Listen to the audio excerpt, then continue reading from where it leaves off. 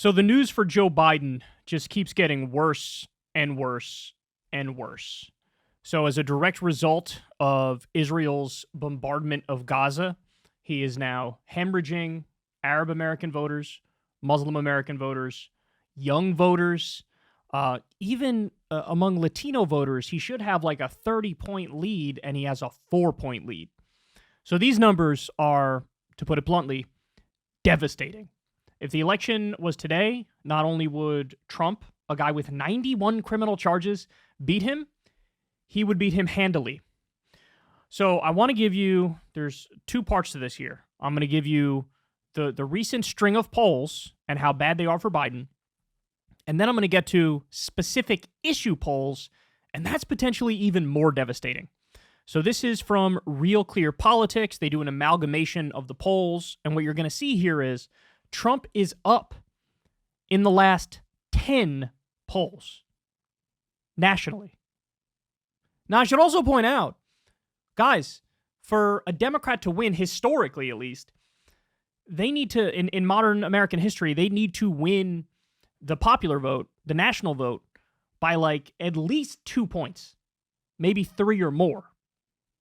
But now we're talking about not only is Biden not winning the popular vote, he's also down in the popular vote. All right, so let's dive into it here. So look at, this is the last slate of polls that came out, the earliest one being starting on November 9th, okay? Trump +2, Trump +2, Trump +4, Trump +2, Trump +1, Trump +2, Trump +6, Trump +6, Trump +3, Trump +4. And this all averages out when you include all of the polls in November. To be fair, there's 2 polls in November from early November that have Biden up, one of them by 2, one of them by 4. But when you average all these out from this month, it's Trump plus 2.3 percentage points in the national popular vote. And look, I have to tell you, this is only moving one direction as we speak. And the direction is against Biden. So look at this. Look at what this looks like.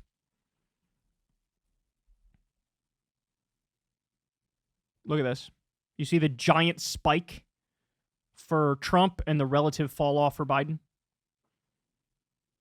Jesus. All right. So now we're just getting started. These are the national polls. Now let's go to specific issue polls. Who is better on issue X? Okay. Inflation.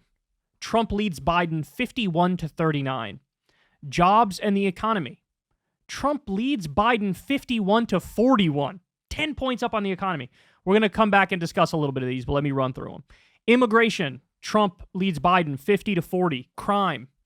Trump 49, Biden 40. Budget deficit. Trump 47, Biden 39. War in Ukraine. Trump 46, Biden 43. So there's only 3 issues Biden is up, and one of them is a statistical tie. Social Security. Trump 43, Biden 45. Education. Trump 42, Biden 46. And Medicare. Trump 42, Biden 47. So on most specific topics asked, Trump is beating Biden and beating him kind of handily. So look, on inflation has been coming down. Inflation has been coming down. But still, voters say, I think Trump will be better on inflation. Jobs. I mean, we discussed this ad nauseum on the show, but under Trump, we net lost 200,000 manufacturing jobs, and under Biden, we gained 800,000. But Trump still has a 10-point lead in the perception of voters on jobs in the economy. And that's to say nothing. The unemployment rate is relatively low right now. There's been millions of jobs created. Granted, they're not necessarily high-paying jobs. It's the gig economy, as we all know. But Biden is down 10 to Trump on the economy. Look, there's no other way to say this, but right now, homie's getting his cheeks clapped. That is the grossest visual of all time. Don't think about Biden and cheeks clapped together. All right. He's getting destroyed. He's getting obliterated. This is... And look, here's the thing. If I could see a way out of this, then I would gladly tell you guys, right? Like, if I could see a realistic way for him to get out of this. I mean, I know theoretical ways I could tell you for him to get out of it, but he's not going to do the theoretical ways because, of course, I would be viewed as an insane radical in the eyes of the Democratic establishment. But, like, realistic things he's going to do, I don't see how this is fixable. He's already gone way too far down the wrong path of green-lighting Israel's slaughter of Gaza. He's already shown no inkling of having a second-term agenda, right? Look, I gave him credit for Build Back Better, and then we eventually got the IRA, and I could tell you the great provisions in that bill and in the infrastructure bill, and I was leading the charge saying, hey, here are the policies that I like that Joe Biden is doing. But now for the second term, has he come out and said anything? Has he come out and said, all right, my goal is to extend the child tax credit. I'm going to do that. He hasn't said that. I'm going to create 1 million new factory jobs in this country. Has he said that? He hasn't said that. I'm going to do paid vacation time for everybody, or paid family leave, or lower the cost of more prescription drugs. Has he said? He hasn't said any of that. So I don't know what he's running on for the second term. And I also don't know, like, he hasn't made his own case with the successes that there are. All right. When was the last time you heard Joe Biden said, I did a 15% corporate minimum tax rate to shift the tax burden onto big multinational corporations and away from you, average American taxpayer? These assholes were getting away with paying nothing in taxes and making billions in profit. I changed that. So he doesn't brag about good things he did do. He's not saying he's going to do anything in the second term. He's not campaigning in any way, shape, or form. And the only time we see him nowadays is for him to go out there and say, here's some more weapons, Israel. What do you expect to happen? What do you expect to happen? And look, here's the sad reality about politics. I think it is objectively the case that Trump was a worse president than Biden has been. Not saying Biden's been great, especially now that he's green-lighting a slaughter.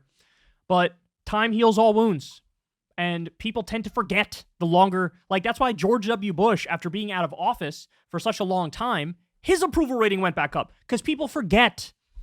They forget about the 2 illegal wars. They forget about, the exploding debt and deficit. They forget about the subprime mortgage crisis and the Great Recession. They forget about Abu Ghraib and Guantanamo Bay and torture. They forget, and so his numbers go back up. With Trump, people forget about COVID and the pandemic and mismanaging that and the outsourcing of the jobs and the tax cuts for the rich and the instability on the global scene and the trying to coup Venezuela and the assassinating a top Iranian commander. And they forget everything. They forget it. But what they see right now is Biden's in there. My life's not getting better. I want change. And look, the fact of the matter is you're rolling the dice on getting an authoritarian for a second term where he's being clear he's going to ramp up the authoritarianism. And that's what's terrifying. So look, it's still somewhat early in the game. There's still plenty of time before the election. But the fact of the matter is this. I am now convinced that he is probably the weakest candidate that we could have. And I was the guy arguing, no, he's actually one of the stronger candidates. I had him at 60-40 to beat Trump not that long ago. 60% chance he wins. Now it's 60-40 in the other direction. And I really think, shit, you could pick a random dude off the street, random woman off the street, and you'd have a better chance going into 2024. Because these numbers are... I'm trying not to overstate it, but I don't know if it can be overstated at this point in time. Again, maybe things could change. Maybe he could get his act together. Maybe he could sign some executive order that's based, that really helps people, that, gets more people on his side. It's possible, but it seems very, very unlikely.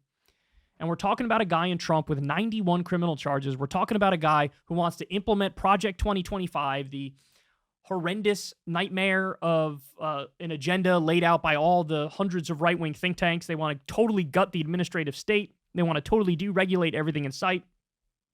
Forget about any action to take on climate change. Forget about any basic regulation of the marketplace. It is... Buckle up, because it's going to be a wild ride. And right now, Biden's just in the way. He's just in the way. And it seems like he's being incredibly stubborn about it, too.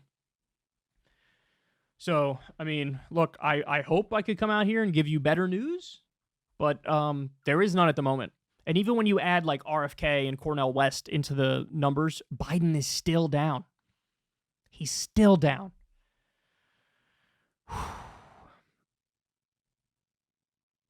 It's like the calm before the storm right now. I know it doesn't feel calm, but it's calm relative to what can happen and what probably will happen. Hey y'all, do me a favor and like and subscribe. It helps out big time in the algorithm. Click the bell as well for notifications when videos drop, and watch that video on screen right now. You know you want to.